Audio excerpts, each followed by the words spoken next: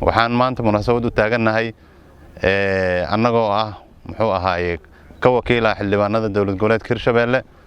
inaan muxuu ahaaye lacag yar oo ay mishaarkooda ka soo jareen raashin aan ku gadnay inaan ku wareejino ciidanka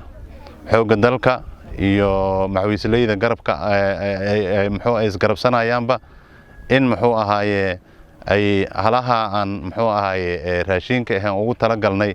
inaan gaarsiino in ay nagala wareegaan muxuu ahaaye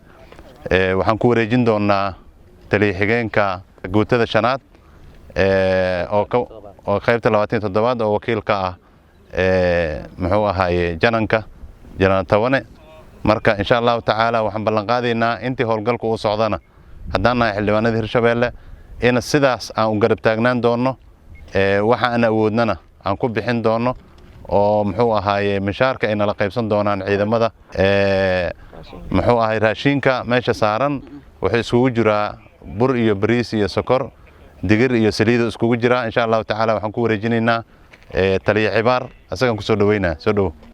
xildhibaanada sharafta leh warsocdo gudoomiye ku-xigeenka koowaad ee Hirshabeelle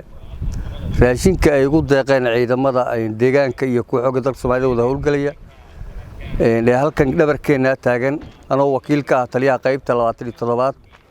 ee xoogga dalka Soomaaliyeed waa kala wareegnay si sharaf leh waana mahadsan